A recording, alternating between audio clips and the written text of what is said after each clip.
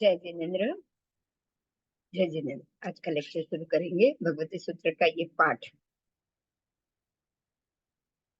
जो कलयुग आदि युग्म के ऊपर हम अटके थे, युग्म का अर्थ क्या है और कलयुग आदि क्या है, इसको समझना है। ये बहुत ही जरूरी विषय है। 4 प्रकार के युग्म, बराबर। और किस प्रकार से समय आगे आगे जाएगा ये युग्म से मालूम पड़ेगा। युग्म राशि के 4 प्रकार: कृत युग्म, त्रयोज युग्म, द्वापर युग्म, कलयुग युग्म।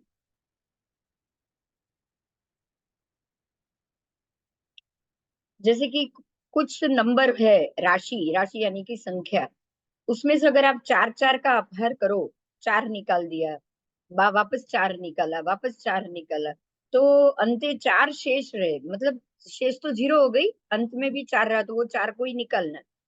अगर शेष 0 हो जाए तो उस राशि को कृतयुग्म कहा जाता है। अगर जो संख्या है उसमें से 4 4 का अपहार करते अंत में अगर 3 शेष बचे, 4 4 कर रहे हो लेकिन शेष 3 बची है, अब लास्ट का एक 4 का अपहार नहीं हो सकता, तो उसको त्रयोज कहा जाता है। 4 4 का अपहार करते हुए अगर 2 बच रहे हैं तो द्वापर हो गया, और 4 4 का अपहार करते अंत में 1 बचा तो वो कलयुज हो गया। तो इस प्रकार से कलयुज राशि, मतलब वो राशि का नाम कलयुज हो गया। तो इस प्रकार से अब इसको समझेंगे कि आगे इसका कहाँ कहाँ उपयोग हो रहा है। ये गणित शास्त्र की परिभाषा है। उसमें सम राशि को युग्म और विषम को ओज कहा जाता है। जो सम राशि है उसको युग्म कहा जाता है। सम यानी कि युग्म 2 4 6 8, उसको। जो विषम है वो 1 3 5 7 ऐसी विषम है, उसको ओज कहा जाता है। तो इस प्रकार से जो राशि का यानी कि जो युग्म है उसका 4 भेद किया गया, उसमें से 2 युग्म सम राशि और 2 विषम राशि हो गई, है ना। देखिए, एक में 0 बच रहा है, एक में 2 बच रहा है, तो वो युग्म राशि हो गई और सम राशि हो गई। वो युग्म, वो दोनों युग्म सम राशि। और जो 2 युग्म जिसमें एक शेष बच रही है, 3 बच रही है, वो हो गई विषम राशि। आइए,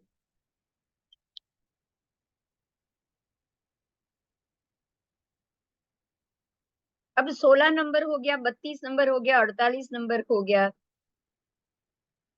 इस हिसाब से ये, जैसे 4 8 12 16 32 48 52, इस हिसाब से इसको भागोगे तो 0 शेष बचेगी। 4 से भागोगे तो शेष 0 बचेगी। तो ये हो गया कृत युग्म। ऐसे ही 15 23 27, क्योंकि उसमें क्या हुआ, 4 तरी 12 तो 3 बचा 15। अब अगर 23 है तो 5 चौका 20, 4 का 5 भाग हो गया, अब 3 शेष बची। तो इस प्रकार 27 में कैसे, उसमें भी वही 6 चौका 24 और 3 शेष बची, तो ऐसे नंबर को त्रयोज कहा जाता है। द्वापर किसको, तो 2 4 4 का अपर करने से 2 बचे, यानी कि 10 संख्या, 14 संख्या, 18 संख्या, इस प्रकार से। और कलयुग कैसे, जैसे 5 9 13 17, इस प्रकार से जो जाएगी। कि पहले 5 ले लो, 4 में एक शेष बचा नहीं, 4 + 1 तो 5। उसके बाद हर एक 4 4 ऐड करते जाओ, तो अपने आप एक एक ही शेष बचेगी। तो 5 9 13 17 इत्यादि।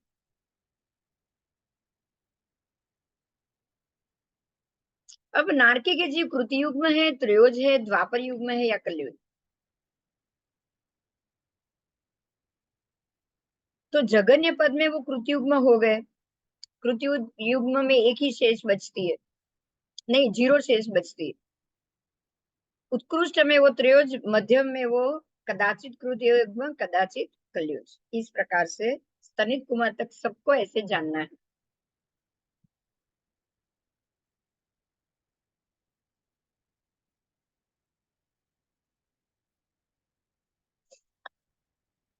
वनस्पति का एक जीव, वो जगन्य और उत्कृष्ट से अपद है, क्योंकि उसमें पद है ही नहीं। जगन्य पद संभव नहीं है, उत्कृष्ट पद संभव नहीं।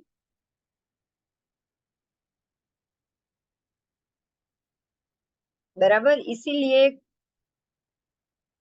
अजगन्य उत्कृष्ट पद की अपेक्षा से वो कदाचित कृतयुग्म, कदाचित कलयुग। बेइंद्रिय जीव, कृतयुग्म से कलयुग, चार में से कौन? वो भी बिल्कुल इसी तरह, क्योंकि असंख्यात है, इसीलिए बहुत है, इसीलिए। तो इस प्रकार से एकेंद्रिय, बेइंद्रिय, पंचेंद्रिय, तिर्यंच, वैमानिक तक सबका जानना है। स्त्री कृतयुग्म है या कलयुग? तो वही जगन्य पद में कृतयुग्म, उत्कृष्ट पद में कृतयुग्म, युग्म अजगन्य, अनुत्कृष्ट, अजगन्य और अनुत्कृष्ट। ठीक है, तो ये सारे कैलकुलेशन में कोई नहीं जगन्य में आएगा, ना कोई उत्कृष्ट में आएगा।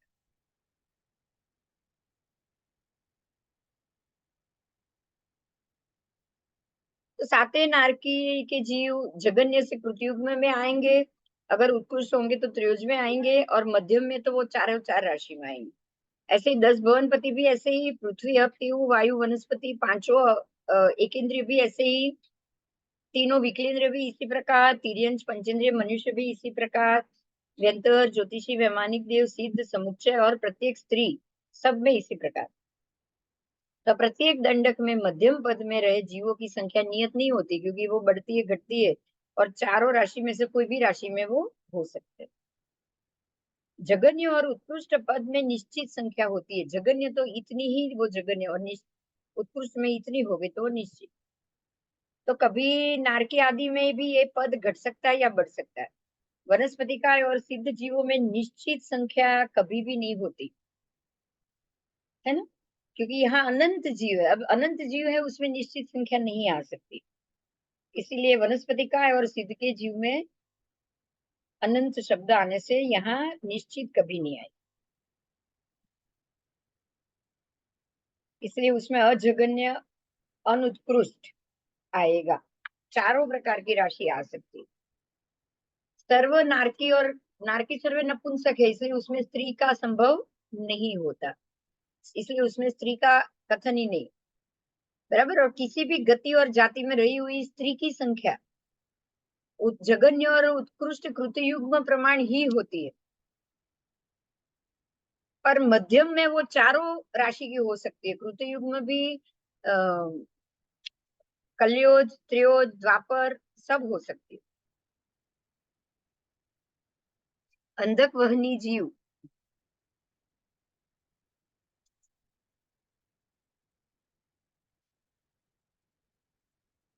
सूक्ष्म अग्नि का है। अंधक वहनी यानी, वहनी यानी अग्नि, तो अग्नि में रहे सूक्ष्म जीव, उसको अंधक वहनी कहा जाता है।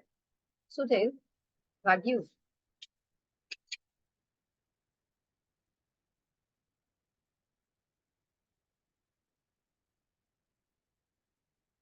अग्नि में रहे सूक्ष्म जीव,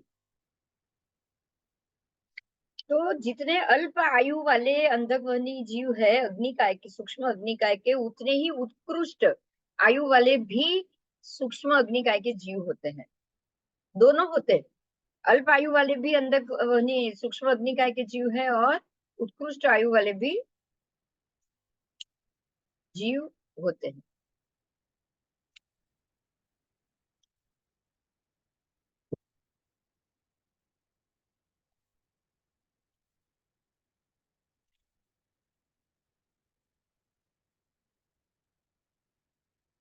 तो इस प्रकार से परिभोग्य, अपरिभोग्य, चारों प्रकार की राशि और अग्निकाय के जीव का इसमें निरूपण हुआ है।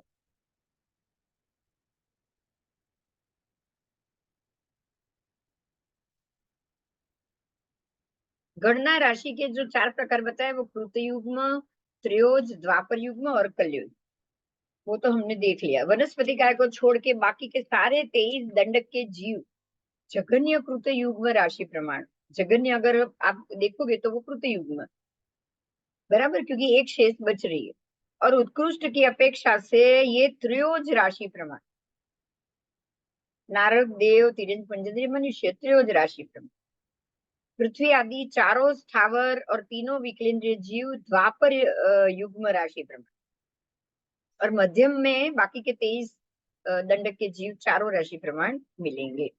वनस्पति और सिद्ध के जीव अनंत है, उनकी जघन्य या उत्कृष्ट संख्या ऐसी नियत नहीं होती, इसलिए वो अजघन्य अनुत्कृष्ट चारों राशि में मिलेंगे। वनस्पति के जीव अनंत है, इसलिए वो चारों राशि में मिलेंगे। और कोई उसमें जघन्य उत्कृष्ट कुछ नहीं आएगा। सिद्ध के जीव भी ऐसे ही, वो भी अनंत असिद्ध अनंता है, सिद्ध अनंत असिद्ध, इसीलिए।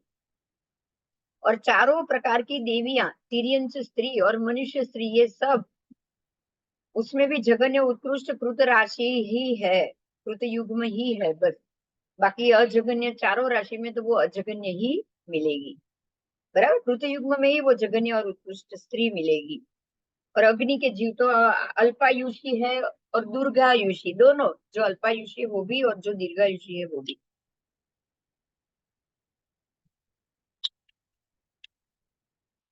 ठीक है,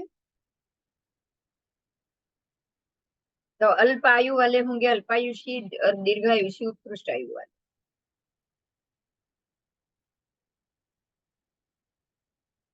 आइए, अब इसके बाद है 18वां शतक, उद्देश्य 5। उसमें समान स्थान में उत्पन्न हुए जीव की अनेक प्रकार की तरतमता, इसका प्रतिपादन किया गया है। समान स्थान में जो जीव उत्पन्न होते हैं उनकी बात है। देवों की दर्शनीयता और दर्शनीयता, इसके लिए भी यहाँ प्रश्न किया गया है। देवों को जन्म से ही हम ये सारी चीज समझेंगे। हे प्रभु, प्रश्न किया गया है प्रभु को, गौतम स्वामी ने किया है। एक असुर कुमार आवास में दो असुर कुमार देव के रूप में उत्पन्न हुए, मान लो कि हो। उसमें से एक असुर कुमार देव प्रसन्नता उत्पन्न करने वाला, दर्शनीय, सुंदर, मनोहर होता है। और दूसरा जो असुर कुमार देव है, वो बिल्कुल प्रसन्नता उत्पन्न करने वाला नहीं है, वो दर्शनीय भी नहीं है, वो सुंदर भी नहीं है, मनोहर भी नहीं। तो उसका क्या कारण कि असुर आवास में उत्पन्न हुए? तो परमात्मा का जवाब है, गौतम, असुर कुमार देव के दो प्रकार है। एक है यथा वैक्रिय शरीरी, यानी कि जो विभूषित शरीर वाला है वो। और दूसरा अवैक्रिय शरीर, यानी कि अविभूषित शरीर वाला। तो जो देव, असुर कुमार देव विभूषित शरीरी है, उनको प्रसन्नता उत्पन्न करने वाले वो होते हैं, वो मनोहर होते हैं। और जो अविभूषित है प्रसन्नता, वो ना प्रसन्नता वाले हैं और ना ही मनोहर। मतलब इसमें भी दो प्रकार है, तो इसका क्या कारण? ये प्रभु, इसका क्या कारण? तो परमात्मा ने जवाब दिया है कि जैसे मनुष्य लोक में दो पुरुष होते हैं, उसमें से एक पुरुष आभूषणों से युक्त, अलंकार से युक्त, विभूषित है, और दूसरा अलंकृत और विभूषित नहीं होता। तो जैसे ये दो पुरुष में कौन सा पुरुष प्रसन्नता उत्पन्न करेगा और कौन नहीं करेगा? तो जो दोनों में जो अलंकृत है, जो विभूषित है, वही प्रसन्नता उत्पन्न करेगा, वही मनोहर दिखेगा। और जो इसमें अलंकृत भी नहीं, विभूषित भी नहीं, कपड़े भी कुछ भी पहने या पहने ही नहीं है, या ऐसे ही वो लगर वगर है, तो वो बिल्कुल मनोहर नहीं है, वो कोई प्रसन्नता उत्पन्न करने वाला नहीं है। बराबर इसी प्रकार से असुर कुमार में भी दो प्रकार होते हैं। जैसे मनुष्य में दो प्रकार है, ऐसे असुर कुमार में भी एक है विभूषित शरीरी, एक है अविभूषित शरीर। तो जो विभूषित शरीरी है वो है वैक्रिय शरीरी, मतलब वही वैक्रिय शरीर जिसको सब आभूषण, देव, मुकुट, ये सब, और वो खुद मनोहर है, दिखने में भी सुंदर और प्रसन्नता वाला है। और जो अविभूषित शरीरी है, उसको यहाँ अवैक्रिय शरीरी कहा गया है। अविभूषित शरीरी है, उसको कोई ना प्रसन्नता है, ना मनोहर है, ना वो उसने कुछ पहना हुआ है, अलंकार पहना हुआ है, कुछ नहीं। तो इसी प्रकार से ये हुई असुर कुमार की बात। अब नाग कुमार देव, क्योंकि ये सारे भुवनपति देव की बात है, तो दो नाग कुमार देव में भी ऐसा ही है, स्तनित कुमार में भी ऐसा ही है। तो जितने भी 10 प्रकार के भुवनपति है, वो सब में दो प्रकार के मिलेंगे। ठीक है, मेघ कुमार देव होगा तो भी दो प्रकार।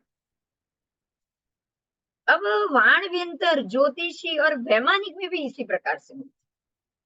अगर ज्योतिष के देव होंगे ना, तो भी आधे देव उसमें से वैक्रिय शरीरी, मतलब आभूषण विभूषित शरीरी मिलेंगे, आधे अविभूषित शरीर। आधे प्रसन्न मिलेंगे, आधे अप्रसन्न मिलेंगे। बराबर।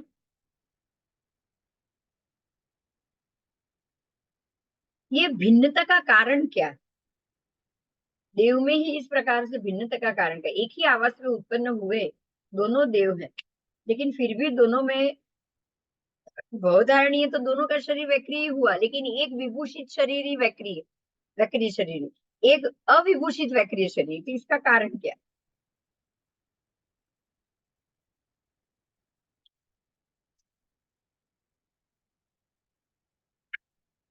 ये उनके अपने कर्म, अपनी लेशिया, अपने विचार के अधीन है ना?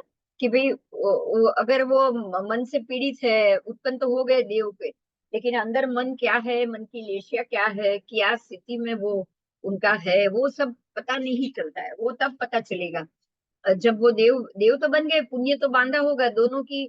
देव गति में पुण्य भी बांधा होगा, देव गति में उपजना भी होगा, तो वो दोनों देव गति में आकर वो देव तो बन गए। लेकिन मन की स्थिति या मन की जो लेशिया है, जो लेकर आए हैं, और जो जो उनके पूर्व जन्म का कर्म बंध है, जो जो व्यक्ति से कर्म बंध है, किसी का शुभ है तो वो उसको देखकर प्रसन्न हो रहा है, अपनी फैमिली, अपने लोगों को देखकर वो खुश हो रहा है, और किसी का अशुभ है तो वो उनको सारे शत्रु दिखते हैं, अपने फैमिली, अपने कुटुंब, अपने लोग, अपने दोस्त, अपने दुश्मनों, उनको सब 10 दुश्मन ही दिख रहे हैं, उन सबसे उनको वैर ही चाहिए, तो वो अप्रसन्न नहीं रहेगा। तो वो अपने पूर्व जन्म के कर्मों के कारण ये दोनों देव की ये स्थिति होती। अब एक नारकी की बात की है, जैसे एक नरकावास में, उसमें भी एक महाकर्मी, एक महाक्रिया, महाआश्रम, महावेदना वाला होता है, और दूसरा ही एक नारकी है जो अल्पकर्मी, अल्प क्रिया, अल्प आश्रम, अल्प वेदना वाला होता है। इसका क्या कारण? इसका क्या कारण भगवान को ये पूछा गया है, इसका क्या कारण? क्योंकि वहां भी परमात्मा कह रहे कि नारकी में भी दो प्रकार के नारकी है, एक है माई मिथ्या दृष्टि, और दूसरा है अमाई सम्यक दृष्टि। तो जो माई मिथ्या दृष्टि है उसको तो कोई ना कोई छल कपट ये सब चालू ही रहेगा, दिमाग उसका गुस्सा, क्रोध, कषाय सब चालू रहेगा। और जो अमाई सम्यक दृष्टि है वो तो समझ कर ही बैठा है कि अब मेरे को सारी चीज छोड़नी है, उसको तो ये भोग खत्म करने के लिए आया, उसको कोई नया कर्म बंद तो करना नहीं है। तो वो भी अपना जो महाकर्मी, महावेदना वाला जो स्वभाव है वो तो उसने कब का छोड़ दिया, तभी तो वो सम्यक दृष्टि बना। तो वो यहाँ शांति से जो आया है उसको खत्म करेगा, तो वो अल्पकर्मी हो गया, अल्प क्रिया वाला हो गया, अल्प अल्प आश्रम वाला हो गया, अपने आप अल्प वेदना वाला हो गया। तो इस प्रकार से यहाँ भी आपको माई मिथ्या दृष्टि और माई सम्यक दृष्टि, ऐसे दो प्रकार के नारकी मिलेंगे। बराबर। तो दो असुर कुमार में भी ऐसा ही महाकर्म का विषय आएगा, वो तो हमने आगे देख लिया। पर एकेंद्रिय और विकलेंद्रिय को छोड़कर वैमानिक तक सबको ऐसे जानना है। वैमानिक में भी इसी तरह से ऐसे दो देव मिलेंगे, और मनुष्य में भी ऐसे मिलेंगे। अब मनुष्य में भी देखिए, जो माई मिथ्या दृष्टि है उनका तो कर्म आश्रम सब चालू ही है, उनकी कोई ना कोई जो महावेदना, महाकर्मी, महा महा वेदना, फिर माई मिथ्या दृष्टि, ये सब होने के कारण वो महाकर्मी ही है, नया कर्म बंध उनका होता ही रहता है। और दूसरे हैं जो अल्पकर्मी है, वो अमाई में सम्यक दृष्टि है, तो वो अल्पकर्मी है, वो अल्प वेदना वाले, है ना? और महानिर्जरा वाले।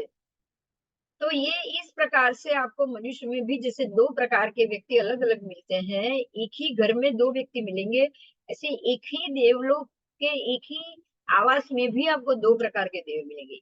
एक ही, जैसे पहली नार की, तो उसमें जैसे श्रेणी राजा अमाई सम्यक दृष्टि है, तो उसी में रहे बाकी सारे माई सम्यक दृष्टि नार जीव भी मिलेंगे, क्योंकि ये सब अपने अपने कर्म के अधीन।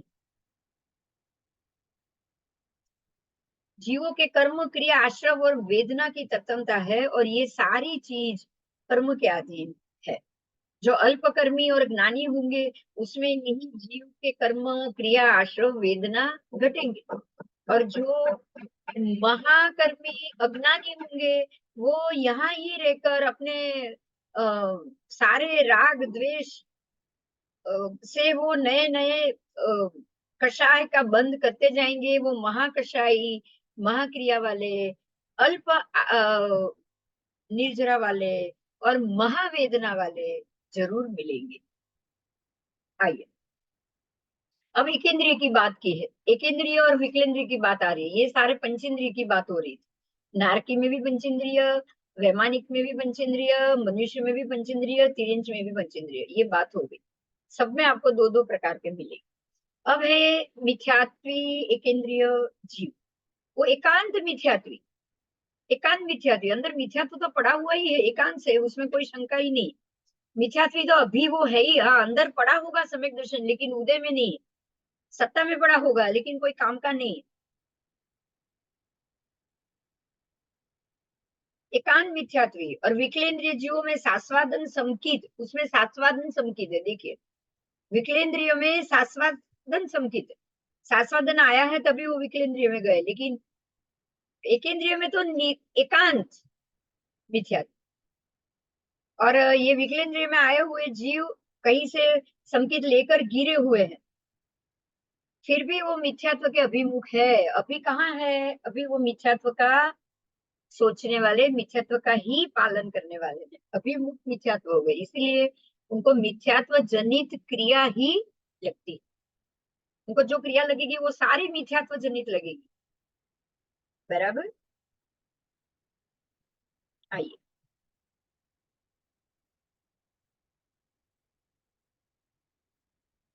आगे। तो इसीलिए एकेंद्रिय और विकलेंद्रिय दोनों में सम्यक दर्शन सापेक्ष अल्प कर्मता के कारण संभावना नहीं होती, इसीलिए वो जीव महाकर्म आदि, महा वेदना आदि होने के कारण, माई मिथ्या दृष्टि होने के कारण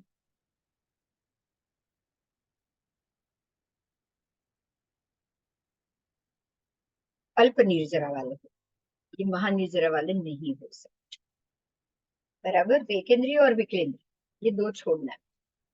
बाकी सारे दंडक में दो दो प्रकार के जीव, एकले विकलेंद्रिय और एकेंद्रिय में ही एक ही प्रकार के जीव, उसमें सारे मिथ्यात्वी। ठीक है, विकलेंद्रिय में सारे उपशम संकिति या फिर सास्वादन वाले। बाकी सारे दंडक में दो प्रकार के मिलेंगे, एक है माई मिथ्यात्वी और दूसरे है अमाई समेत। आप या हम सब अभी पंचेंद्रिय में है, तिरिंद पंचेंद्रिय में आ गए हैं, तो ये हमारे लिए बहुत अच्छी बात है ये सोचने की कि हम अगर अमाई सम्यक दृष्टि हो जाए तो आगे कहीं भी आप विकलेंद्रिय तक, एकेंद्रिय छोड़कर आप विकलेंद्रिय तक कहीं भी जाओ तो एक बार सम्यक दर्शन आ गया होगा ना, तो आपको ये जरूर भवांतर से बचा सकता है। आप उपशम संकित होकर विकलेंद्रिय में जाओगे। बराबर, अगर सम्यक दर्शन आया तो सास्वादन संकिति बन के ही विकलेंद्रिय में जाओ। बराबर, लेकिन अगर यहाँ सम्यक दर्शन नहीं आया और मिथ्यात्वी होकर एकेंद्रिय में चले गए तो वहां से बाहर आना बहुत मुश्किल हो जाए। वहां एक ही प्रकार के जीव मिलेंगे, ये बहुत अच्छा है आज समझने का, वहां सब मिथ्यात्व मिले। आइए, जो नारकी का जीव एक समय के बाद मृत्यु प्राप्त करके तुरंत पंचेंद्रिय तिर्यंच योनि में उत्पन्न होने वाला है, होने वाला हो, देखो एक एक नारकी का जीव है, मान लो कि वो एक समय के बाद मृत्यु प्राप्त करेगा और सीधा वो तिर्यंच पंचेंद्रिय बनेगा। देखिए, ये बहुत महत्व का मुद्दा पहले भी आ चुका है, नारकी का जीव मरने के बाद पंचेंद्रिय ही बनता है। पंचेंद्रिय नारकी का जीव है, मरने के बाद पंचेंद्रिय योनि में ही जाएगा, ये पहले आ चुका है, वो कहीं भी एकेंद्रिय या विकेंद्रिय में नहीं जा सकता, या निगोद में भी नहीं जा सकता। बराबर, तो नारकी का जीव मरकर पंचेंद्रिय बनेगा, या मनुष्य पंचेंद्रिय या तिर्यन पंचेंद्रिय, देव में तो जाएगा नहीं, ना नरक में जाएगा, तो वो या मनुष्य पंचेंद्रिय बनेगा या तिर्यन पंचेंद्रिय, तो वो भी दो दो प्रकार में से ही एक प्रकार में जाएगा। तो वो कौन से आयु का वेदन करता है, देखिए वो प्रभु कह रहे हैं कि हे गौतम, वो नारकी के आयु का वेदन करता है और तिर्यंच, पंचेंद्रिय तिर्यंच योनि के आयुष्य के उदय अभिमुख होकर रहता है।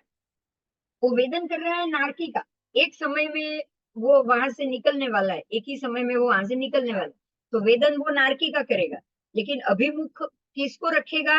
पंचेंद्रिय तिर्यंच योनि की आयु, उसके उदय अभिमुख होकर रहता है। इसी प्रकार से मनुष्य भी वही करेगा, बराबर। अगर वो मनुष्य में जा रहा है तो, ये तिर्यंच में जा रहा था इसलिए, अगर वो मनुष्य के योनि में आ रहा है तो वो वेदन नारकी के आयुष्य का कर रहा है। वेदन करना यानी कर्म का भोग पूरा करना, वेदन का अर्थ ही होता है कर्म वेदन, यानी कर्म का भोग आप अभी वो कर रहे हो। तो अब तो वो जो जहां है वहां का आयु का वेदन करेगा। अगर नारकी में, तो वेदन तो नारकी की आयु का करेगा, तो वो नारकी की आयु को पूर्ण कर रहा है ना। पर किसके अभिमुख होकर? तो वो या तो तिर्यंच योनि में जाने वाला है, तो तिर्यंच पंचेंद्रिय तिर्यंच योनि के आयुष्य को अभिमुख करके, अगर वो पंचेंद्रिय मनुष्य हो रहा है तो पंचेंद्रिय मनुष्य के आयुष्य के अभिमुख होगा। अभिमुख वो जहां जाने वाला है वहां होगा, और वेदन कर रहा है जहां है उसका। अब और प्रश्न, हे प्रभु, ऐसे ही जो असुर कुमार देव, ये नारकी का, अब असुर कुमार की बात की, असुर कुमार देव मरने के बाद तुरंत पृथ्वी कायिक में उत्पन्न होने वाला है। देखो, देव तो मर के पृथ्वी कायिक में 90% चले जाते हैं, अगर उसमें उत्पन्न होने वाला हो तो वो कौन सा आयु का वेदन करेगा? तो बिल्कुल इसी तरह से समझना है, वो आयुष्य का वेदन तो असुर कुमार का ही करेगा, क्योंकि असुर कुमार से निकल रहा है, वो जहां से निकल रहा है उसका वो वेदन कर रहा है, और जहां जा रहा है उसके वो अभिमुख कर रहा है। तो अब अभिमुख किसका हुआ? उसका, पृथ्वी का। तो वेदन कर रहा है असुर कुमार का, और पृथ्वी का एक आयुष्य को वो अभिमुख, उदय अभिमुख करके रहता है, बराबर। जहां जाएगा वहां का वो उदय अभिमुख करेगा। तो इस प्रकार से जीव जहां उत्पन्न होने वाला है, वहां अगर वो वहां जाने का समय आया तो वो उस आयुष्य को उदयाभिमुख करता है, और जहां वो स्थित है, जहां वो आयुष्य पूर्ण कर रहा है, वहां वो उस आयुष्य का वेदन करता है। तो इस प्रकार से हमें वैमानिक तक यही जानना है सभी देवों में, बराबर। तो जो पृथ्वी का एक बन रहा है वो पृथ्वी का एक उदयाभिमुख कर रहा है, और जो अब का है, तेव का है, वायु वायु का है, बी इंद्रिय, तेन्द्रिय, चौरिंद्रिय से लेकर पंचेंद्रिय मनुष्य तक, क्योंकि वो नारकी में जाएगा, वो नारकी में जाएगा नहीं। या तो वो तिर्यंच पंचेंद्रिय मनुष्य में भी जा सकता है, पंचेंद्रिय तिर्यंच में भी जा सकता है, और एकेंद्रिय से लेकर चौरिंद्रिय तक भी देव जा सकता है। तो वो जो जहां जाएगा वहां के आयु को वो उदय अभिमुख करेगा। ठीक है, ऐसे ही मनुष्य के लिए भी जानना है। तो वो जब स्वस्थान में वो जहाँ है, वो मनुष्य भव को वो क्या कर रहा है? खत्म कर रहा है, मतलब वेदन कर रहा है। मगर जहां जा रहा है उसको वो अभिमुख करे, उदय अभिमुख करे। कोई भी जीव को जो भव संबंधी आयुष्य का उदय हो, उस भव संबंधी, और जो भव संबंधी उसने शरीर धारण किया हो, मतलब जिसमें वो स्थित हो, उसके अंतिम समय तक वो जीव उसी भव का वेदन करेगा। और जब वो भव का आयुष्य पूर्ण हो जाएगा तब वो ये शरीर छोड़ देगा, और छोड़ने के बाद वो वहां से जिस समय में वो निकलेगा, उसके बाद वाला समय, मतलब जब वो वाट में बह रहा है, जो अपने आयुष्य के वाट में विग्रह गति में वो जब बह रहा है, उसी में ही वो आगामी भव के आयुष्य का उदय करेगा। अभी वो उदय अभिमुख है, और जैसे यहाँ से छोड़कर दूसरे ही समय में वो विग्रह गति में आ गया, तो अब उसने छोड़ दिया, वेदन छोड़ दिया, अब वो दूसरे भव के आयुष्य का उदय करे। तो उसका उदय तब होता है, मतलब अब मैं यहाँ अंतिम सांस ले रही हूँ, तो मैं अभी तो मनुष्य भव का वेदन कर रही हूँ।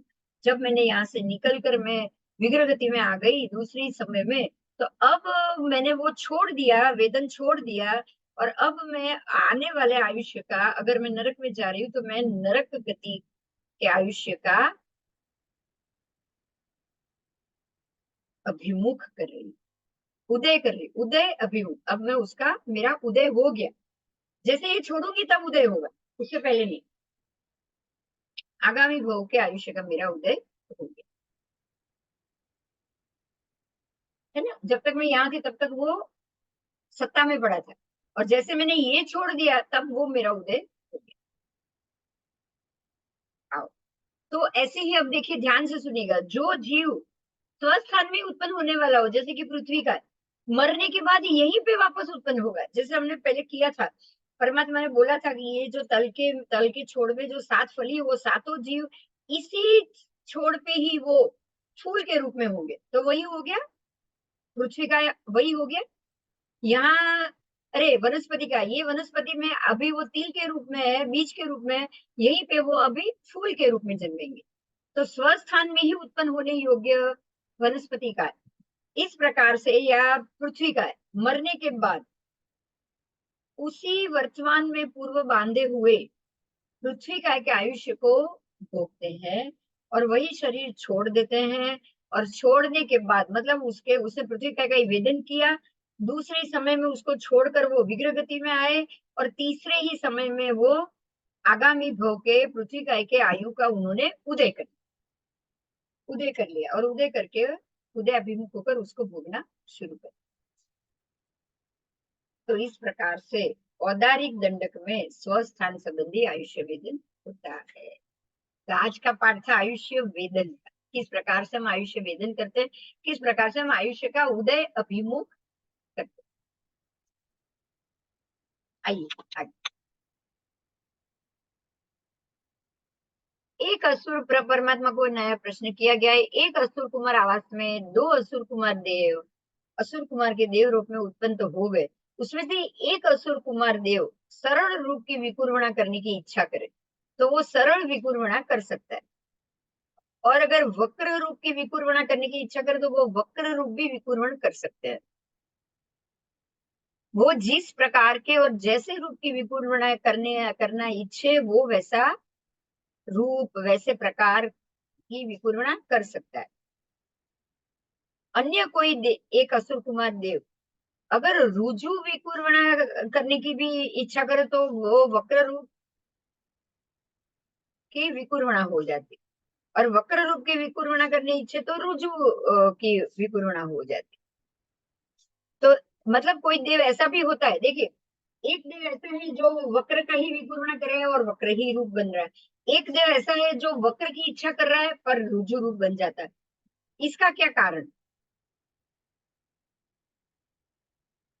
जो देव जिस प्रकार और जैसे रूप की इच्छा करना करता है, उस प्रकार के रूप की विकुर्वणा वो नहीं कर सकता। इसका क्या कारण? एक देव कर सकता है, एक नहीं कर सकता, एक करने जाता है तो उल्टा होता है। देखिए यहाँ भी हमारी तरह आएगा, देखिए मनुष्य में होता है ना, एक ही काम ही एक कर रहा है हो गया, दूसरा कर रहा है उसको उल्टा फल मिला, तो कर्म का ही आधान आ गया, कर्म ही आ गया।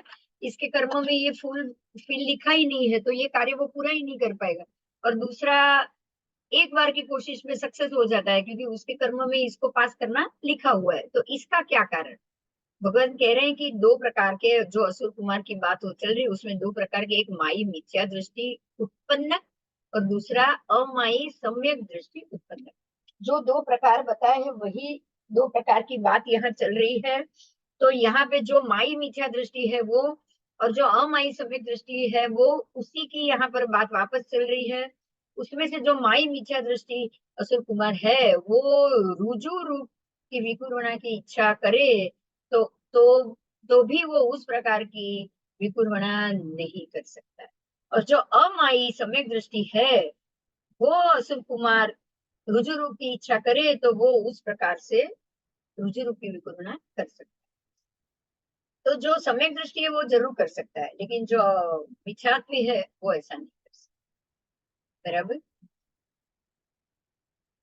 ऐसे ही नागकुमार देव में भी बात बताइए, इसी प्रकार से जानना है कि जो सम्यक दृष्टि है वो जरूर रुजु रूप कर सकता है, लेकिन रुजु रूप की विकुर्वणा अमाई नहीं कर सकता। इस प्रकार से वाणगेंद्र, समित कुमार, ज्योतिषी, वैमानिक, सभी असुर कुमार की तरह सभी देवों में देखना है। बराबर। ये चारों जाति के देव में से कुछ देव स्वेच्छानुसार विपूर्णा कर सकते हैं और कुछ देव स्वेच्छानुसार विपूर्णा नहीं कर सकते। इसका कारण उनके तथा प्रकार के वैक्रिय नाम कर्म का उदय। अगर नाम कर्म का उदय अशुभ कर्म बंद होगा तो वो ऐसा नहीं कर सकेंगे, और शुभ कर्म बंदी होंगे तो ही वो ऐसा कर। तो ऐसा नहीं समझ लो कि देवलोक में गए मतलब आपके पास सब पुण्य आ गया, आप सब कुछ कर सकते हो। प्रत्येक देव वैक्रिय रूप तक नहीं बदल सकता, वो भी कर्म के अधीन। ये तो पहली बार जाना है कि देव बनने के बाद भी आपको देवों की जो स्थिति है, उनका पुण्य है, वो पूर्ण रूप से प्रत्येक देव नहीं भोग सकते। ये बात पहली बार जानी। बराबर। जो देव ने सम्यक दर्शन निमित्त तीव्र रस, मतलब यही है, बहुत सिंपल बात है। जो देव ने अपनी ग्रंथि भेद को बिल्कुल हल्की कर दी है, तीव्र राग द्वेष को घटा दिया है, बराबर कम कर दिया है, और सम्यकदर्शी बन चुके हैं, वो ही अपने पुण्य बंद, उन्होंने ही ये वैक्रिय नाम कर्म का उदय किया, और वो ही अपने ये वैक्रिय रूप को बदल सकते, स्वेच्छानुसार विक्रिया कर सकते। और जो देव अभी भी मिथ्या दर्शनी है, वो निमित्तक है, मंद रसयुक्त है, वैक्रिय नाम कर्म का उन्होंने कर्म बंद तो कर दिया है, लेकिन फिर भी देव बने इसलिए वैक्रिय कर्म बंद, वैक्रिय शरीर ये शब्द मिल गया, लेकिन विकुर्वणा करना उनके बस में नहीं। विकुर्वणा स्पेशल है। विकुर्वणा के लिए उनको बाहर से पुद्गल खींच कर लेना पड़ता है, तो पुद्गल खींच कर लेने भी जाते हैं, लेकिन ऐसे वो मिथ्या दृष्टि है, ऐसे वो महाकर्मी है कि वो उनको जो जैसे चाहे वैसे परिणमन कर ही नहीं पाता। वो पुण्य बन हर एक देव के पास नहीं होता, उसमें से भी अमाई मिथ्या दृष्टि के पास ही मिलेगा, माई मिथ्या दृष्टि को तो बिल्कुल नहीं मिलेगा। मात्र अमाई सम्यक दृष्टि जिन्होंने अपने राग द्वेष हल्के कर दिए, सिर्फ उनके पास, बराबर, क्योंकि उन्होंने सम्यक दर्शन निमित्त तक मंद रस युक्त वैक्रिय नाम कर्म का बंद उन्होंने कर लिया, इसलिए वो स्वेच्छानुसार भी क्रिया कर सकते। आइए, बराबर, इसलिए मिथ्या दृष्टि देव अगर करने जाए कुछ और हो जाता है कुछ। आओ, अभी शतक है 18वां, उद्देश्य है 6ठा।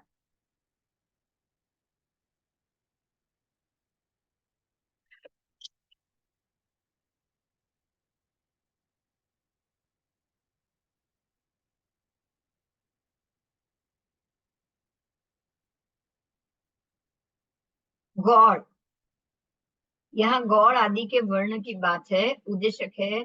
आगे जाएंगे हम। ढीले गौड़ मतलब जो लिक्विड गौड़ हो जाता है ना, उसकी बात, उसमें उसके वर्ण गंध रस स्पर्श दो नए की अपेक्षा से यहाँ उन्होंने बताए हैं। बात है गुड़ की, जो एक ढीला गौड़ है और एक टुकड़ा गौड़ है, उसकी बात। पर दोनों में दो नए हैं, अपेक्षा से यहाँ दो नए हैं। एक है निश्चय नय, दूसरा है व्यवहार। तो व्यवहार नय की अपेक्षा से वो जो ढीला गौड़ है वो रस थोड़ा मीठा लगेगा ज्यादा, और निश्चय नय की अपेक्षा से उसमें रहे पांच वर्ण, दो गंध, पांच रस और आठ स्पर्श तो होता ही।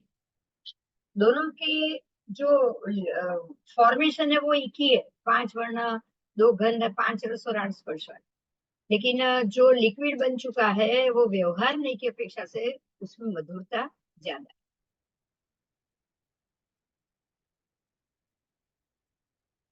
भ्रमर की बात की है, जो उड़ते हैं भंवरे, वो उसके वर्ण गंध रस स्पर्श कितने। तो व्यवहारिक नय से भ्रमण का वर्ण काला, पर निश्चय नय से भ्रमण में पांचों वर्ण, दो गंध, पांच रस और आठ स्पर्श सब होता है। निश्चय से तो सब है अंदर, लेकिन व्यवहार से फिर भी वो काला दिख रहा है ना, काला ही है, पर वर्ण तो पांचों वर्ण उसके अंदर पड़े हुए, बाकी के सारे कम है। काला ज्यादा है इसलिए वो व्यवहार से काला दिख रहा है, लेकिन है अंदर पांचों वर्ण। पोपट की पांख, उसमें कितने वर्ण, तो व्यवहार से उसके पांख लीले हरे रंग की, लेकिन निश्चय से पांचों वर्ण उसके अंदर आ गए। ये बहुत अच्छे से समझ में, लाल रंग दिखता है कोई भी चीज चढ़ोठी है उसका, व्यवहार से वो लाल है, दिख रही है लाल, लेकिन निश्चय से तो उसमें पांचों रंग, उसके जो पुद्गल बने हैं वो पांचों रंग के बने।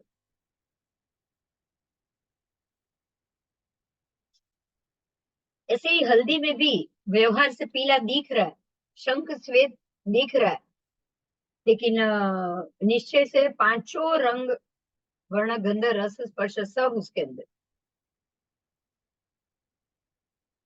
पुष्ट, कपड़े को सुगंधित, कृष्ट कपड़े को सुगंधित करने वाला पान, व्यवहार से सुगंधित है, और मृतक शरीर में से बास आती है तो व्यवहार से दुर्गंधित है। ऐसे ही लीमड़ा कड़वा है तो व्यवहार से वो स्वाद में कड़वा है। सूंठ तीखी है तो व्यवहार से ही तीखी है मात्र। कभी कोठू कसायला है, पूरा रंग का है, पूरा स्वाद का है, वो मात्र व्यवहार से। इमली खट्टी, वो भी व्यवहार से। खांड मधुर व्यवहार से। वज्र कर्कश, बिल्कुल कड़क कठिन व्यवहार से। माखन मृदु व्यवहार से। लोखंड भारी वजन में व्यवहार से। घुड़ की पांख हल्की व्यवहार से। बर्फ ठंडा है व्यवहार से। अग्नि का उष्ण है वो व्यवहार से, लेकिन और स्निग्ध भी है।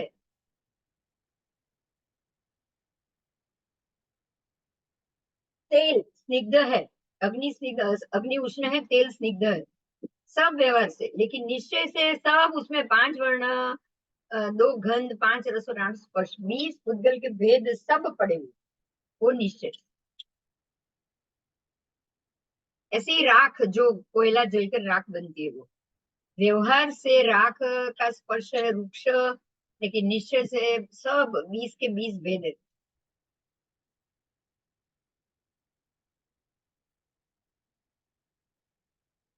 देखिए, व्यवहार में लोग जो दिख रहा है उसका अनुसरण करता है, उसी के अंदर निश्चय नए वस्तु में क्या क्या, उद्गल के एक कणिये में क्या क्या था वो सब बता रहा है। देखिए, ये बहुत अच्छे से समझने की बात है। जो व्यवहार से वो दिख रही है ना, वो मात्र लोक व्यवहार, मात्र देख रहे हो आप, चर्म चक्षु देख रहा है वही चीज, लेकिन निश्चय से अंदर तो क्या क्या पड़ा हुआ है वो तो मात्र केवल ही बता सकता है। पोपट की चांच या पांख हरी दिख रही है, पर निश्चय से सारे रंग है वो हम नहीं देख सकेंगे, वो केवल ही देख पाएंगे। इसीलिए यहाँ समझना ये है कि निश्चय में वस्तु के अनेक वर्ण होने के बावजूद वो आपका अनेक वर्ण जो है वो बता रहा है। देखिए, निश्चय ने जो फाउंडेशन, जो बंधारण है वो बता रहा है, और व्यवहार ने जो दृष्टिगोचर, स्पष्ट रूप से जो दृष्टिगोचर हो रहा है वो बता रहा है, उसको ग्रहण करता है। अब देखिए, तिथि में भी ऐसी मजा आएगी। जो तिथि है ना वो दिख रही है ना, सूर्य से चंद्र इतना दूर गया, सूर्य के नजदीक आया, चंद्र की कला बदल रही है, वो दिख रही है, तो वो व्यवहार से बता रहा है, लेकिन निश्चय से वो तिथि कुछ और ही है। निश्चय से तिथि, चंद्र की कला जो दिखाई दे रही है वो निश्चय तिथि नहीं है, वो निश्चय तिथि नहीं है। इसीलिए जो निश्चय तिथि का क्षय परमात्मा ने वध त्रिज का ही बताया ना, हर 2 महीने, उसका कारण ही है कि आप निश्चय से अगर वध तीज का ही क्षय करने जा रहे हो, तो वही चीज आपको व्यवहार में आपकी 15 की 15 तिथि बराबर दिखेगी। बराबर, क्योंकि आपका पक्ष खत्म हो रहा है 14 दिन में, या आपका पक्ष खत्म हो रहा है 13.5 दिन में। अब 13.5 दिन में 1.5 तिथि निश्चय से कहाँ समय सिमट गई। आपको निश्चय से मात्र वो वध तीज का क्षय करोगे तो व्यवहार से प्रत्येक दिन में तिथि, आज कौन सी तिथि आनी चाहिए, कल कौन सी आनी चाहिए, वो पता चले, क्योंकि निश्चय से तो वो 13.5 दिन में 15 तिथि आ चुकी है। निश्चय नहीं से 13.5 दिन में ही 15 की 15 तिथि आ गई, लेकिन आपको तो 13.5 दिन मिले हैं, आप कोई तिथि का, आप कोई आराधना नहीं कर पाओगे। तो उसलिए प्रभु ने मात्र वध पक्ष में एक ही तिथि क्षय करने को बताई, और वो भी वध तीज। आप अगर सोचोगे तो आपको मालूम पड़ेगा कि जैसे ही युगारंभ शुरू हुआ है, बराबर एक ही महीने में तिथि का क्षय आ जाएगा।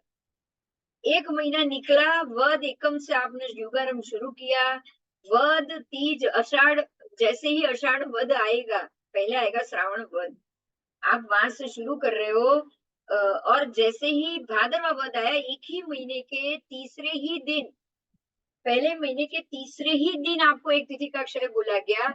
आप समझ सकते हो कि पिछले महीने की जितनी तिथि आनी थी वो आपने प्रियोर पहले ही क्षय कर लिया एक दिन। तो आपकी सारी तिथि सुबह से लेकर मध्य रात्रि से लेकर दोपहर के 12:39 विजय मुहूर्त तक, आपके आधे दिनमान तक वो तिथि रहेगी ही रहेगी, निश्चय से रहेगी। व्यवहार मात्र दिख रहा है, चक्षु से दृष्टिगोचर है वो व्यवहार, और जो चीज केवली देख पाते हैं, जो हम चक्षु से नहीं देख पाते हैं, वो केवली देख पाते हैं, वो है निश्चय। इसलिए निश्चय तिथि ही क्षय होनी चाहिए। तो व्यवहार में वो आपको दिखेगी कि मैंने ये जो किया वो ठीक किया। अब व्यवहार से कुछ करने जाओगे नहीं होगा। आजकल की जितनी भी तिथि क्षय की जो पैरामीटर है कि इसमें से ये बात करो, 12 अंतर दूर गया चंद्र, वो व्यवहार से दिख रहा है, वो निश्चय तिथि नहीं है, वो निश्चय तिथि नहीं है। निश्चय से मात्र जो पक्ष बताए गए हैं और जो तिथि का क्षय बोला गया है उतना ही क्षय करना है, वो ही निश्चय तिथि। तो जैसे आज आपने व्यवहार नय और निश्चय नय को समझा है, उसी नय का उपयोग करके हमें तिथि में भी व्यवहार तिथि निश्चय तिथि अलग करनी पड़ेगी, और निश्चय तिथि में जो वध तीज आएगा उसी का ही क्षय करना पड़ेगा।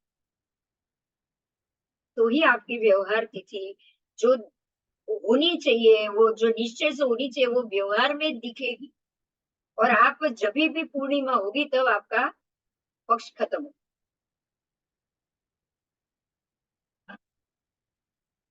बराबर, इसलिए चंद्र से सूर्य कितना दूर है वो डिग्री है, वो मत देखो। जो दृष्टिगोचर हो रहा है वो व्यवहार तिथि है, उसको नहीं देखना, आपको सिर्फ निश्चय तिथि देखना। फिर से बोल रही हूँ, व्यवहार ने लोक व्यवहार का अनुसरण कर रहे हैं। लोक, मैं जो देख सकती हूँ वो है व्यवहार, है ना। मुझे ये पानी का ग्लास दिख रहा है वो है व्यवहार, मुझे ये कलर का दिख रहा है वो है व्यवहार। देखिए ये सफेद कलर है तो ये व्यवहार, पर इसके अंदर जो भी पुद्गल है ना, वर्ण गंध रस स्पर्श, वो पांचों वर्ण, दो गंध, 5 रस और 8 स्पर्श, सारे अंदर मिले हुए, वो निश्चय। और दिख रहा है कैसा, कांच का वो सफेद व्यवहार। तो व्यवहार समझ के हमको नहीं चलना, हमको उसको निश्चय के रूप में देख।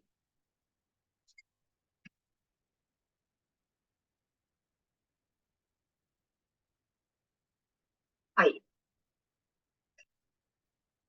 व्यवहार मात्र, व्यवहार नए लोक व्यवहार का अनुसरण करता है, और व्यवहार नए वस्तु के अंदर अनेक वर्णादि होने के बावजूद जो प्रधानता और जो मुख्यता वाला वर्ण है वही वो बताएगा। जो वर्ण स्पष्ट रूपे दृष्टिगोचर हो रहा है उसी को वो बताएगा व्यवहार, उसी को ही वो ग्रहण करेगा, शेष अन्य वर्ण की वो उपेक्षा करेगा। इसीलिए व्यवहार नहीं की अपेक्षा से दूध सफेद है, हल्दी पीली है, उस प्रकार से कथन होता है, लेकिन निश्चय नहीं से उसमें सभी रंग वर्ण गंध रस स्पर्श उद्गल के 20 पे 20 भेद आ जाते।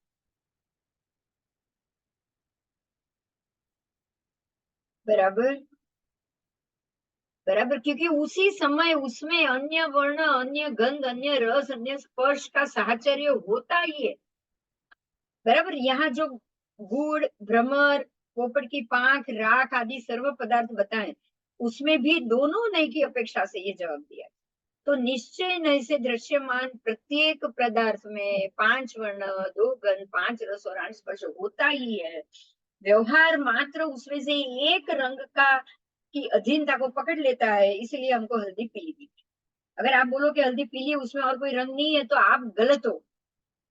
अगर बोलो दूध सफेद है उसमें और कोई रंग नहीं है तो भी आप गलत हो, आप गलत हो। बराबर, आइए आगे। परमाणु और स्कंद में कितने वर्ण गंध कितने रस पर, देखिए अब व्यवहार से नहीं देख रहे हैं, अभी हमको खाली निश्चय से देखना है। निश्चय से परमाणु पुद्गल में एक वर्ण, एक गंध, एक रस और दो स्पर्श होता है। पुद्गल की बात है, कणिये में एक छोटे से कणिया एक ही वर्ण का होगा। जो लाल वर्ण के पुद्गल परमाणु होगा वो सारे लाल वर्ण के, उसमें गंध रंग एक ही होगा। उसमें अगर दुर्गंध है तो वो सारे के सारे दुर्गंध के, एक ही गंध गंध का एक वर्ण, एक गंध, एक ही जो एक टुकड़ा परमाणु उसका, उसकी बात हो रही। एक ही रस वाला होगा, उसमें रस एक ही मिलेगा और स्पर्श दो मिलेगा, या रुक्ष और दो प्रकार। द्विप्रदेशी में कितने वर्ण गंध रस स्पर्श, कदाचित एक कदाचित दो, क्योंकि दो इकट्ठे हो गए, एक लाल इकट्ठा हो गया, एक हरा इकट्ठा हो गया, तो दोनों लाल हरा दोनों हो गए। और अगर मान लो लाल ही दो इकट्ठे हो गए तो एक ही हुआ। तो आपको वर्ण गंध रस स्पर्श कदाचित एक कदाचित दो, है ना। तो त्रिप्रदेशी में कितना, कदाचित तीन स्पर्श, कदाचित चार स्पर्श। जो द्विप्रदेशी था उसी में बात है, क्योंकि एक में दो स्पर्श, तो दो स्पर्श बताए हैं, तो आपके दो द्विप्रदेशी हो गए तो उसमें चार स्पर्श हो सकते हैं। एक में अगर दो है, एक परमाणु में, तो दो परमाणु में चार स्पर्श होंगे, तो चार स्पर्श तक वो हो सकता है। अब त्रिप्रदेशी की बात है, तो उसमें एक वर्ण भी हो सकता है, क्योंकि तीन कणिये इकट्ठे हुए हैं, तीनों का अलग होगा तो एक वर्ण, दो वर्ण, तीन वर्ण। तीनों का एक हुआ तो एक ही, दो का एक और एक का अलग है तो दो वर्ण। तो उसमें एक दो तीन कोई भी वर्ण हो सकता है। तो तीन वर्ण, फिर तीन गंध तो दोनों हो सकती है, फिर एक भी हो सकता है या दो भी हो सकते हैं। रस तो तीनों प्रकार के अलग भी हो सकते, तो तीन रस तक हो सकता है। और स्पर्श में तीनों के हर एक के दो दो, तो छह स्पर्श हो गए। तो त्रिस्कंध में छह स्पर्श तक हो सकते। ऐसे ही अगर चार हो गए, चार कणिये चतुष्प्रदेशी स्कंद, तो एक वर्ण कदाचित एक, फिर दो, फिर तीन या चार, कोई भी हो सकता है। चार वर्ण हो सकता है, चार रस हो सकता है, और पंच प्रदेशी, चार रस हो सकता है, फिर चार आठ स्पर्श हो सकते हैं, उनको आठ स्पर्श होंगे, हर एक के दो है इसी तरह। ऐसे ही पंच प्रदेशी हो गए, तो फिर असंख्यात प्रदेशी हो गए। तो इस प्रकार से वर्ण गंध रस स्पर्श बढ़ता है। आइए, सूक्ष्म परिणामी अनंत प्रदेशी स्कंद, सूक्ष्म परिणामी अनंत प्रदेशी स्कंद में कितने वर्ण, कितने गंध, कितने रस, कितने स्पर्श, तो वो भी पंच प्रदेशी की तरह ही जानना है, क्योंकि अनंत प्रदेशी आ गए ना, इसलिए अनंत प्रदेशी में अनंत, सूक्ष्म परिणामी में। अब बादर परिणामी मतलब एक ही टुकड़ा, सूक्ष्म में तो एक में अनंत परमाणु पुद्गल आ जाएंगे, क्योंकि अनंत इकट्ठे होंगे तब एक दिखेगा, अनंत जीव इकट्ठे होंगे तब एक शरीर दिखेगा। तो वो सूक्ष्म परिणामी हुआ, एक इंद्रिय। अब बादर परिणामी, अनंत प्रदेशी स्कंद में कितने वर्ण, कितने रस, कितने गंध, कितने स्पर्श, तो वो भी बादर परिणामी। एक वर्ण हो, वहां से पांच वर्ण तक होंगे, या एक वर्ण हो सकता है या कोई भी पांच वर्ण तक हो सकता है, एक गंध या दो गंध। ऐसे ही रस पांच और स्पर्श आठ, वहां तक उसमें हो सकता है। बराबर, बादल परिणामी अनंत प्रदेशी स्कंद, उसमें ये सब हो सकता है। आओ, मजा आ गई, बहुत सरस, बहुत अच्छे से जानने को मिला। क्योंकि दिख रहा है हमको उसका कलर अलग, लेकिन ये होता नहीं, ये लाल दिख रहा है, लाल प्लास्टिक, लेकिन इसमें, इसके एक छोटे से कणिये में, सब में अलग अलग अलग अलग, इसमें से मान लो कि इसके, ये जो पूरा प्लास्टिक का जो ये लाल जो बना है, ये जो लाइन ढक्कन का प्लास्टिक का जो बना है पूरा लाल, ये तो चिपका है, जो लाल है उसमें से समझो कि उसमें कम से कम 5,000 पुद्गल परमाणु इकट्ठे हुए होंगे, तब जाकर ये इतना ढक्कन बना होगा। तो 5,000 में से अगर 3,000 लाल है, लाल रंग, अब रंग की बात करेंगे, और बाकी सारे दूसरे अलग अलग, तो प्रधानता तो लाल की हो गई। अब अगर लाल की प्रधानता है तो वो दिखने में, व्यवहार में हमको लाल दिख रहा है, लेकिन निश्चय से तो सारे रंग आ गए कि नहीं, आप निश्चय से आप ये नहीं कह सकते कि ये लाल ही रंग है ना।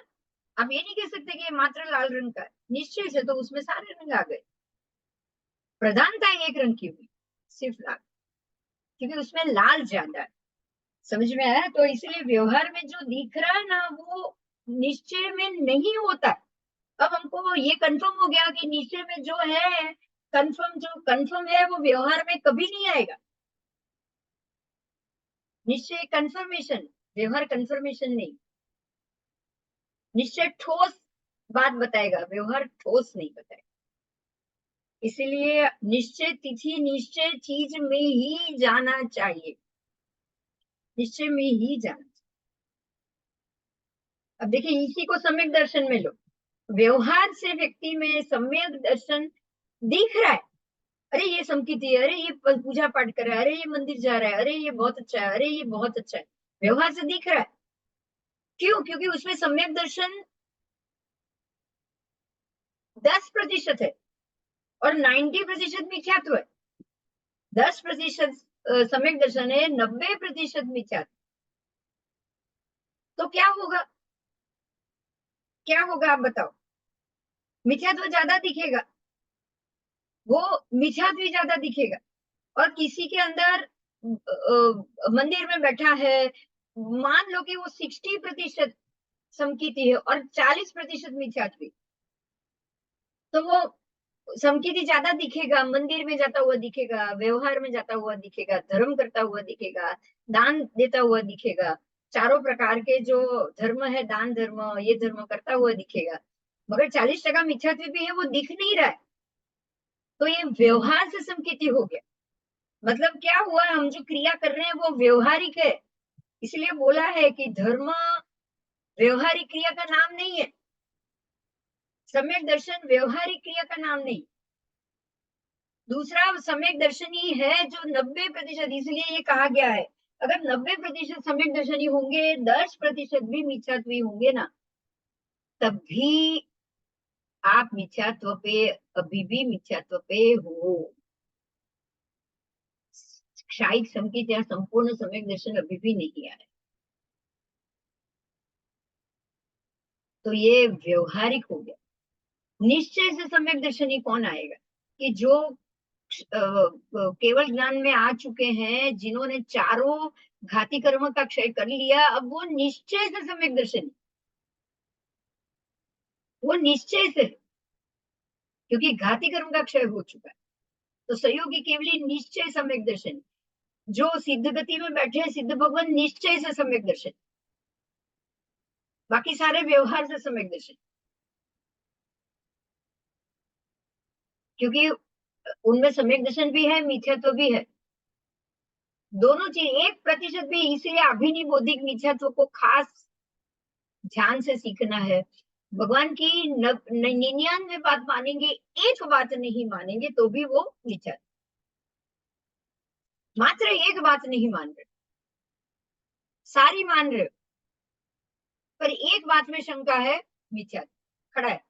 मिथ्या तो आपका खड़ा, मतलब आप व्यवहार से संकेती हो, निश्चय से सम्यक दर्शनी नहीं। तो आज हमको व्यवहार और निश्चय का बहुत अच्छे से पता चला कि व्यवहार से जो चीज दिख रही है अभी वो पूर्ण नहीं है। लौकिक व्यवहार की कोई भी बात पूर्ण नहीं है। निश्चय से जाओगे, तिथि गणित में निश्चय से जाओगे, तब ही आप सम्यक दर्शनी का मान रख पाओगे, परमात्मा की बात को मान पाओगे। अगर आप निश्चय तिथि से नहीं जाओगे, आप परमात्मा की बात नहीं मान रहे हो। बराबर। तो निश्चय तिथि एक ही है जो आगम में लिखी है, मात्र तीसरे, सातवें, 11वें, 15वें, 21वें, अरे 19वें, 15वें, फिर 19वें और 23वें पक्ष में वध त्रिज का क्षय, ये निश्चय से है। निश्चय तिथि क्षय, बाकी नहीं। आज आपको निश्चय तिथि क्षय का बहुत अच्छा पाठ मिल गया।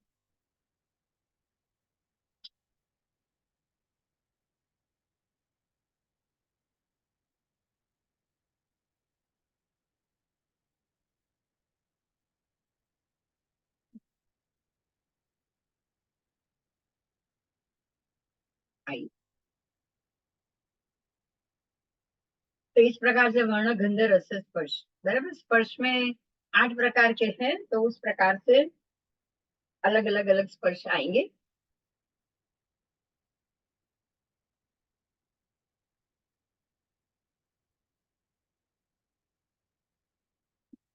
तो आज आपने ये जाना उत्कृष्ट परमाणु का और उत्कृष्ट उस प्रकार। तो 18 शतक का 7वां उद्देश्य अभी पूरा हुआ कि निश्चय तिथि व्यवहार तिथि बहुत अच्छे से जानी है, समझना भी है आपको, और सबको ये बताना भी कि निश्चय और व्यवहार का क्या भेद है। आज हमने निश्चय और व्यवहार को पूर्ण रूप से जाना है। ठीक है, तो व्यवहार को अब नहीं लेंगे, हम निश्चय से ही काम करेंगे, क्योंकि व्यवहार में जो चीज की प्रधानता है वो दिख रहा है। फिर से कह रही हूँ, व्यवहारु समकिति, व्यवहारु है, अभी भी पूर्णता नहीं है। दिख रहा है ये बहुत धर्मी है, दिख रहा है ये है, पर हो सकता है क्रोधादि कषाय का ग्रंथि भेद अभी तक हुआ ही ना हो, मतलब तीव्र ही हो। ऐसा नहीं कि नहीं हुआ हो, एक बार हो गया है पर अभी भी तीव्र है। अभी भी राग द्वेष की ग्रंथि उनकी उतनी छूटी नहीं है, मंद पड़ी है, छूटी ना हो, है ना। इसलिए सम्यक दर्शनी प्रभु की ही बात माननी, केवल ज्ञानी प्रभु की ही बात। केवल ज्ञान पूर्ण है, पूर्ण निश्चय ज्ञान है, बाकी सारे आगे के ज्ञान है वो व्यवहार से। ठीक है जी, जय जी।